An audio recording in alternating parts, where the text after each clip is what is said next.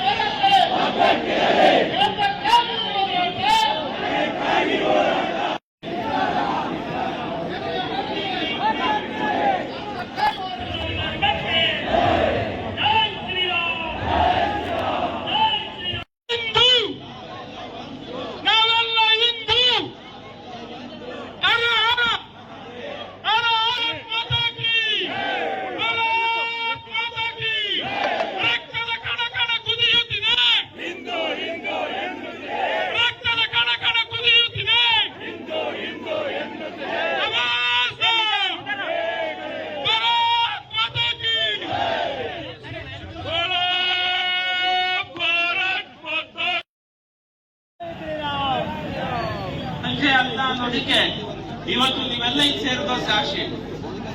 ನಮ್ಮ ದೇಶ ಎಂತೆಂತ ಮಹಾನುಭಾವರನ್ನ ನೋಡಿದೆ. ಯಾರ್ಯಾರು ಸನಾತನ ಧರ್ಮ ನಾಶ ಮಾಡ್ತೀವಿ ಅಂತ ಬಂದಿದ್ರು ಅವರೇ ನಾಶ ಆಗೋಗಿರೋದು ನಾವೆಲ್ಲ ಕಂಡಿದ್ದೇವೆ. ನಾಶ ಮಾಡ್ತೀವಿ ಅಂತ ಅರ್ಥ ಏನಪ್ಪಾ ಅಂದ್ರೆ ಒಳ್ಳೆತನ ನಾಶ ಮಾಡ್ತೀವಿ ಅಂತ ಅರ್ಥ ಅಷ್ಟೇ. ಇವತ್ತು ವಿದೇಶಗಳಲ್ಲಿ ನಮ್ಮ ಸನಾತನ ಧರ್ಮವನ್ನು ಒಪ್ಕೊಳ್ತಾ ಇದ್ದಾರೆ. ಒಬ್ರಲ್ಲ ಇಬ್ರಲ್ಲ, ಬೇರೆ ಬೇರೆ ದೇಶಗಳಲ್ಲಿ ನಮ್ಮ ಸನಾತನ ಧರ್ಮದ ಕಡೆ ಇವತ್ತು ವಾಲ್ತಾ ಇದೆ. ಅಂತದ್ರಲ್ಲಿ ಸನಾತನ ಧರ್ಮವನ್ನು ಯಾರು ನಾಶ ಮಾಡ್ಲಿಕ್ಕೆ ಸಾಧ್ಯ ಇಲ್ಲ. ಯಾಕೆಂದ್ರೆ ಸನಾತನ ಧರ್ಮ ಯಾವತ್ತೋ ಒಂದಿನ ಆರಂಭ ಆಯಿತು ಅಂತಿಲ್ಲ, ಇದಕ್ಕೆ ಡೇಟ್ ಆಫ್ ಬರ್ತ್ ಇಲ್ಲ. ಅದಕ್ಕೆ ಸನಾತನ ಅನ್ನೋ ಡೇಟ್ ಆಫ್ ಬರ್ತ್ ಯಾವ್ದಕ್ಕಿಲ್ವೋ ಡೇಟ್ ಆಫ್ ಎಕ್ಸ್ಪೈರು ಇಲ್ಲ ಇದಕ್ಕೆ. ಹಾಗಾಗಿ ಸನಾತನ ಧರ್ಮ ಯಾರೂ ನಾಶ ಮಾಡ್ಲಿಕ್ಕೆ ಸಾಧ್ಯ ಇಲ್ಲ. ಆದ್ರೆ ಹೀಗೆ ಸನಾತನ ಧರ್ಮದ ಮೇಲೆ ಅವಾಗವಾಗ ಯಾರು ಕಿಡಿಕಾಡ್ತಿರ್ತಾರೆ ಅವ್ರಿಗೆ ತಕ್ಕನಾದಂತ ಉತ್ತರ ಕೊಡ್ಲೇಬೇಕು.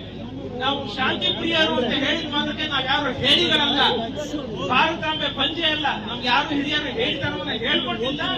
ನಮ್ಮ ಧರ್ಮಕ್ಕೆ ದೇಶಕ್ಕೆ ವಿರೋಧ ಬಂದಾಗ ನಾವು ಎದ್ದಿಲ್ಲೇಬೇಕು, ಜಾಗೃತರಾಗಲೇಬೇಕು.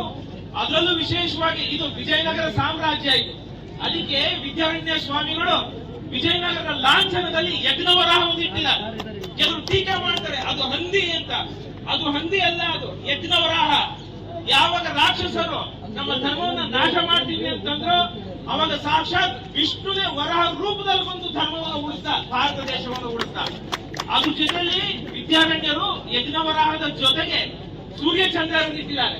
ಸೂರ್ಯಚಂದ್ರ ಎಲ್ಲಿ ತನಕ ಇರ್ತಾನೋ ನಮ್ಮ ಧರ್ಮ ಅಲ್ಲಿ ತನಕ ಇರುತ್ತೆ. ಬರೀ ಅಷ್ಟೇ ಅಲ್ಲ, ಅದ್ರ ಜೊತೆ ಒಂದು ಕತ್ತಿ ಕೂಡ ಇಟ್ಟಿದ್ದಾರೆ. ಅಂದ್ರೆ ಶಸ್ತ್ರವನ್ನು ಹಿಡಿದ್ರೆ ಧರ್ಮ ಉಳಿಯುತ್ತೆ ಅಂತ. ಬರೀ ಗ್ರಂಥಗಳಿಂದ ಧರ್ಮ ಉಳಿಯೋದಿಲ್ಲ. ಹಾಗಾಗಿ ಯಾರೇ ಸನಾತನ ಧರ್ಮ ನಾಶ ಮಾಡ್ತೀವಿ ಅಂತಂದ್ರೆ ಅರ್ಥ ಏನಪ್ಪಾ ಅಂದ್ರೆ ಅವರೇ ಗುಂಡಿ ತೋಡ್ಕೊಳ್ತಿದ್ದಾರೆ ಅಂತ ಅರ್ಥ. ಸನಾತನ ಧರ್ಮ ನಾಶ ಅಲ್ಲ, ಅದ್ರ ಕಡೆ ಹೆಜ್ಜೆ ಇಡ್ಲಿಕ್ಕೂ ಸಾಧ್ಯ ಇಲ್ಲ.